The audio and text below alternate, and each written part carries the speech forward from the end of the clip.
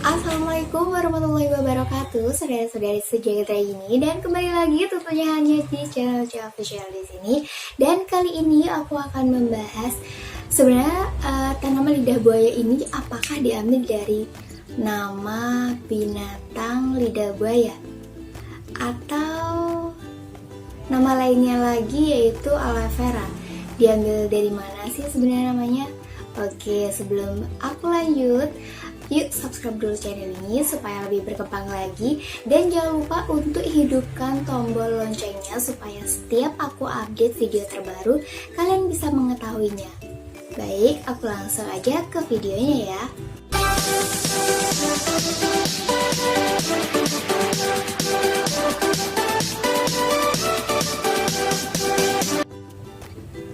Nah, kenapa diberi nama lidah buaya?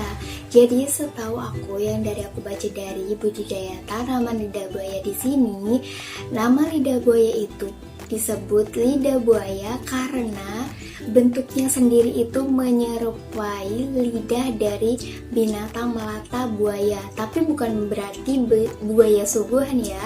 Jadi aku tunjukkan ini. Ini kalau dilihat sekilas ini pasti kayak bergerigi gitu, jadi ini bergerigi, jadi kayak lidah yang buaya, terus ini panjang gitu kayak gini. Jadi yang aku baca itu karena dia mirip sama lidahnya buaya, bukan buaya sungguhan tapi ya tuh. Jadi ini diberi nama lidah buaya karena mirip dengan lidahnya buaya. Lidah buaya atau aloe vera ini dalam bahasa Latin yaitu Aloe barbadensis Miller, yaitu tanaman yang dapat digunakan untuk penumbuh rambut atau penyubur rambut, penyembuh luka, dan obat tradisional. Selanjutnya aku akan membahas tentang kenapa sebenarnya namanya aloe vera, apakah dari bahasa Inggris atau dari mana. Oke, langsung bahas di sini. Aloe vera itu apa sih artinya? Jadi aloe vera itu berasal dari bahasa Arab aloe namanya, yang artinya bahan pahit berkilap. Bahan pahit berkilap, mungkin ini ya bahan pahit rasanya, soalnya di sini pahit dan dia juga berkilap seperti ini tuh. Terus bahasa Latin namanya aloe atau artinya itu adalah pokok, sedangkan vera adalah tulin atau pokok tulin. Dan si lidah buaya ini masih dalam keluarga lili loh. Terus aku akan bahas dalam bahasa Sanskerta juga lidah buaya ini disebut oleh bangsa India sebagai buaya kumari. Kenapa ya disebut itu? Karena di sini kemungkinan besar diberikan nama tinggi karena digunakan sehari-hari oleh perempuan India untuk perawatan kulit. Dan pengalaman aku menggunakan lidah buaya ini saat aku gunakan waktu kecil guys. Jadi dulu itu rambut aku tuh masih agak sedikit gitu ya, jadi agak kurang subur dan kurang banyak. Tapi terus aku pada saat itu suka mainan rambut gitu loh, terus jadinya aku ulas-ulasin si lidah buaya ini ke rambut aku. Nah sampai saat ini hasilnya tuh sangat bagus banget dan berdampak yang baik banget buat rambut aku. Jadinya rambut aku tuh lebih hitam, lurus, dan lebih lebat atau subur lagi. Nah, lidah buaya ini memiliki dua karakteristik dan sudah lama dijuluki.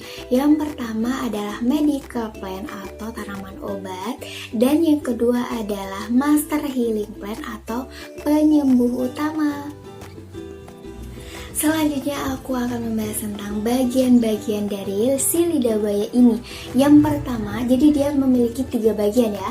Yang pertama adalah daun, yang kedua adalah ekstrudat, yang ketiga adalah gel. Nah, yang pertama adalah daun.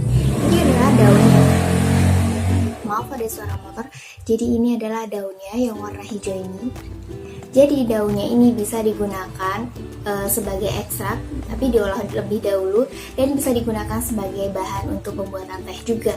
Nah, untuk si extruded ini sebenarnya bentuknya seperti ini. Extruded dapat diketahui ketika kita langsung memotong. Pada saat memotongnya itu seperti ini. Ini cairan itu bisa kelihatan nggak sih? Ini cairan. Jadi dia ada yang berwarna kuning. Ini adalah getahnya. Ini namanya extruded. Jadi ini biasanya digunakan untuk penyembuh luka, penyubur rambut, dan lain-lain. Dan yang ketiga adalah gelnya. Ketika kita buka ini lalu kita basuh, ini aku nggak usah basuh ya. Terus ini gelnya seperti ini. Bisa dilihat di kamera nggak sih? Mana sih? Ini gelnya. Nah, gelnya ini bisa digunakan untuk sebagai minuman, untuk pencahar, atau ketika kalian mengalami sembelit, ini juga bagus banget untuk kalian yang bermasalah pada saat buang air besar. Dewasa ini, si lidah buaya ini memiliki peluang yang sangat besar untuk dikembangkan sebagai komoditas pertanian di Indonesia, khususnya sebagai usaha pertanian agribisnis. Nah, di sini di Indonesia sendiri sudah membudidayakan si lidah buaya ini, yaitu terletak di Pulau Jawa dan Kalimantan, dan telah membuktikan bahwa sudah memiliki produksi si lidah buaya yang sangat besar dan menghasilkan.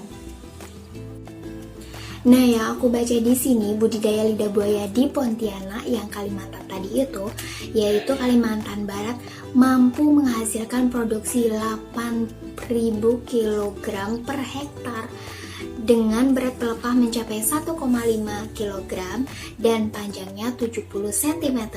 Potensi wilayah pertanaman lidah buaya di Kalimantan Barat kurang lebih seluas 20.000 hektar, setara dengan produksi 200.000 ton daun segar lidah buaya per bulannya. Ini adalah banyak sekali permintaan dari luar negeri seperti Malaysia, Singapura, dan Indonesia sendiri juga masih belum terlalu besar untuk memenuhi permintaan dari negara-negara tersebut. Ini menjadi peluang yang sangat besar buat teman-teman semua untuk mengembangkan si lidah buaya ini sebagai peluang usaha agribisnis. Nah, itulah video dari aku tentang lidah buaya, aloe vera, dan produksi lidah buaya yang ada di Indonesia. Buat teman-teman yang mau banget untuk aku lanjutin di part 3-nya tentang peluang agribisnis lidah buaya ini, kalian bisa komentar sekarang juga di kolom komentar. Terima kasih sudah menonton video ini, semoga bermanfaat. Wassalamualaikum warahmatullahi wabarakatuh. See you next my video.